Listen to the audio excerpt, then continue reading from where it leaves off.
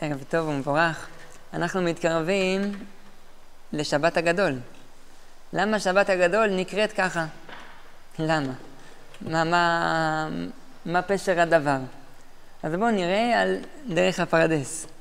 בפשט יש כמה סיבות, כמה טעמים. סיבה אחת, שבת הגדול, אנחנו קוראים בהפטרה את הפסוק, הנה אנוכי שולח לכם את אליה הנביא, לפני בו יום השם הגדול והנורא. והשיב לב אבות על בנים ולב בנים על אבותם. זאת אומרת כי בהפטרה מוזכרת המילה גדול, כן, הפטרה מיוחדת. זה טעם אחד בפשט. עוד סיבה, כי היום נראה גדול לאנשים. מה הכוונה? מספיקים הרבה. למה? כי בשבת הגדול בדרך כלל הרב דורש יותר לומדים תורה, יותר חידושים, יותר הלכות, אז וואו, הספקנו המון, יום גדול, כן? זה סיבה נוספת. עוד סיבה שהרב הגדול דורש, מגיע לדרוש. כן, טעמים בפשט. על דרך הרמז, למה נקראת שבת הגדול? שבת הגדול זה גימטריה 750.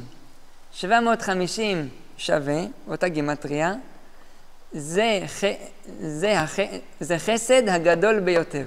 זה חסד הגדול ביותר. למה זה חסד הגדול ביותר?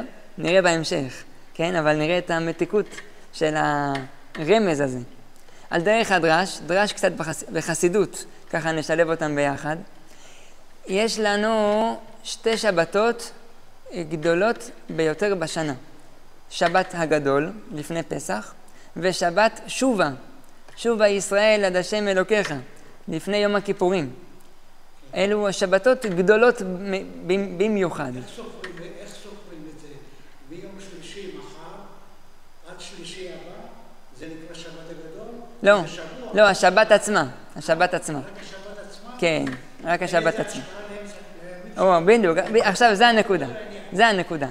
בחסידות הזכירו... מחר זה הזכרה של סבא שלי, והוא נפטר בשבת הגדול. אתה מבין? אז זה סופרים תמיד 3 אחורה, 3 קדימה. האריזל מבאר ששבת מקרינה ל3 ימים שלפניה, כביכול. אדם יכול לקבל את הקדושה כבר מיום רביעי, חמישי, שישי. יכול לקבל הערה של שבת, של נפש, רוח ונשמה. נפש יום רביעי, רוח יום חמישי, נשמה יום שישי. ושבת מקרינה 3 ימים קדימה, שביום ראשון אדם יכול להשאיר הערה מנשמה של שבת, יום שני הערה מרוח, יום שלישי הערה מנפש. כן? הבן איש חי